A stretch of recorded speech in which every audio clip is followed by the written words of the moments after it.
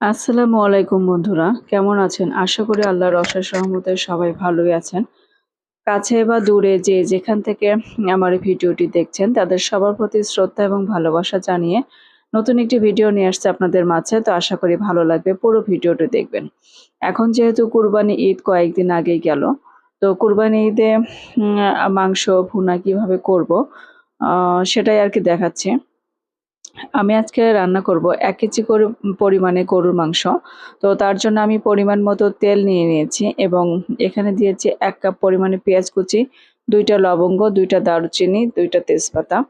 দেওয়ার পরে পেঁয়াজটাকে একটু ব্রাউন করে নিচ্ছি যেন মাংসের কালারটা একটু খয়েরি আসে এজন্য। এখন আমি আদা, জিরা এবং রসুন একসঙ্গে বেটে রাখি, সেখান থেকে ৪ থেকে ৫ চা চামচ পরিমাণে মসলা আমি এখানে দিয়ে দিচ্ছি। দেওয়ার পরে মশলাটাকে ভালো করে একটু কষিয়ে নিব এবং এর ভিতরে দিয়ে দিচ্ছি শুকনো মরিচের গুঁড়া। শুকনো মরিচের গুঁড়া আপনি ঝালটা কেমন খেতে পছন্দ করেন সেটা বুঝেই দেবেন আরকি। আর হাফ চা চামচ পরিমাণে দিয়ে দিচ্ছি হলুদের গুঁড়া। দিয়ে দিচ্ছি পরিমাণ মতো লবণ। লবণটা আপনি যেমন খেতে পছন্দ করেন বুঝে দিবেন। আসলে হলুদ এবং লবণের পরিমাণটা ঠিক অ্যাকুরেট করে বলা যায় না। একেকজন একেকভাবে খেতে পছন্দ করে, কম বা বেশি। তো যাই হোক, আপনাদের পরিমাণ মতোই দিবেন। এখন আমি দিয়ে দিচ্ছি সামান্য একটু পানি দেওয়ার পরে মসলাগুলো পুড়ে যেন না যায় সেজন্য পানি দিলাম এবং পানি দেওয়ার পরে কিন্তু মসলাটাকে সুন্দর কষিয়ে নিচ্ছি এবং কালারটা কিন্তু অনেক সুন্দর এসেছে, লাল খয়েরি কালার। সেটা আপনারা দেখেই বুঝতে পাচ্ছেন। এবং মসলাটা আগে কষিয়ে নেবার জন্য কষিয়ে নিয়েছি, যার ফলে কিন্তু মাংসের কালারটা কিন্তু দুর্দান্ত স্বাদের হবে। মাংসের কালারটা কিন্তু আকর্ষণীয় হবে এবং এর টেস্টটাও কিন্তু বহুগুণে বেড়ে যাবে। এখন আগে থেকে কেটে ধুয়ে রাখা, পরিষ্কার করে রাখা গরুর মাংসটা আমি দিয়ে দিচ্ছি কড়াইয়ের ভিতরে। তো কড়াইয়ের ভিতরে দেখতে পাচ্ছেন আমি এই যে সমস্ত পেঁয়াজ, মসলা সমস্ত কিছু একসঙ্গে কিন্তু ভালো করে কষিয়ে নিচ্ছি। মাংসের সাথে আবারও ভালো করে কষিয়ে নিচ্ছি।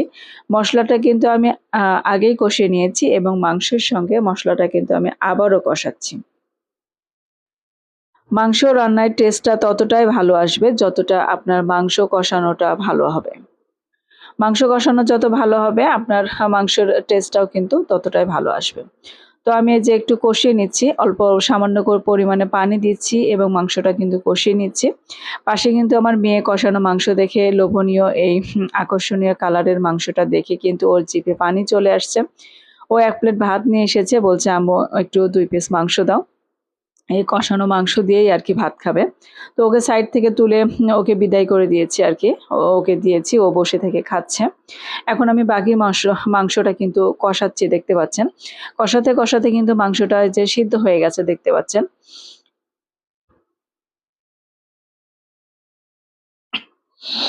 সিদ্ধ হয়ে গেছে এবং পেঁয়াজটা কিন্তু অর্ধেক গলে গিয়েছে এবং অর্ধেক গোটা আছে। তো যেটুকু গোটা আছে আরকি নাড়াচাড়া করতে, করতে কিন্তু এটা গলে যাবে। গলে একটা ঘন গ্রেভি তৈরি হবে। তো আমার এই চ্যানেলের রেসিপিগুলো আপনাদের কার, কার কাছে ভালো লাগে কমেন্ট করা কিন্তু জানাতে ভুলবেন না। আর কে কোন অঞ্চল থেকে দেখছেন আমার এই ভিডিওগুলো সেটাও কিন্তু এলাকার নামটা উল্লেখ করবেন। তাহলে আমি বুঝতে পারবো যে কোন এলাকার লোকেরা কোন এলাকার আপু বা ভাইয়ারা আমার এই ভিডিওটা দেখতে পছন্দ করেন, আমার ভিডিওগুলো।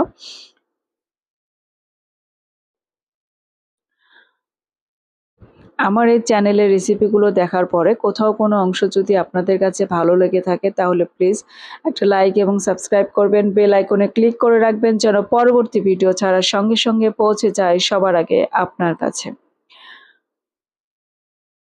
আর যারা অলরেডি আমাকে সাপোর্ট করেছেন তাদেরকে অসংখ্য ধন্যবাদ। আপনাদের ভালোবাসায় এবং আপনাদের অনুপ্রেরণায় আজ আমি ইউটিউবের এই প্ল্যাটফর্মে কাজ করতে পারছি। একটু, একটু করে আপনাদের ভালোবাসা পাচ্ছি এবং আমি একটু, একটু করে এগিয়ে যাচ্ছি। আমার এই ছোট্ট চ্যানেলটা একটু, একটু করে এগিয়ে যাচ্ছে। তো আমাকে এভাবে সাপোর্ট করবেন, আমাকে ভালোবাসা দিবেন, আমাকে উৎসাহ যোগাবেন, তাহলে ভবিষ্যতে আমি আরও ভিডিও নতুন, নতুন নিয়ে আসতে পারবো বা আরও কাজ করতে পারবো আপনাদের জন্য।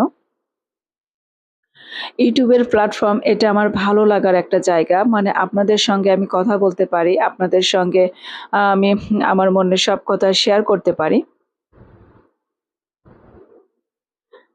একবার মনে হয় যে সংসারের চাপে বা ঝামেলায় হয়তো ইউটিউবের এই কাজগুলো ছেড়ে দেব, রেসিপি ভিডিওগুলো ছেড়ে দেব। কিন্তু যখন কয়েকদিন ভিডিও আপলোড দিতে না পারি তখন কিন্তু মনটা ঠিকই খারাপ হয়ে যায়।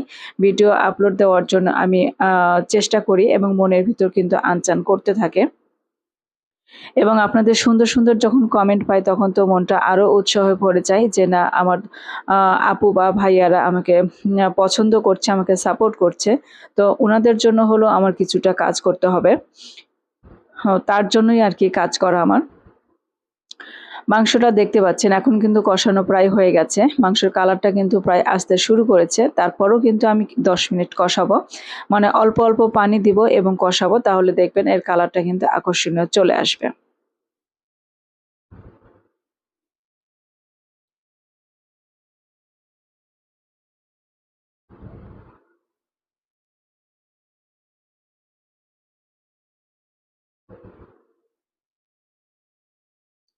মাংস যত সুন্দর করে কষাবেন, মাংসর টেস্টটাও কিন্তু ততটাই ভালো আসবে।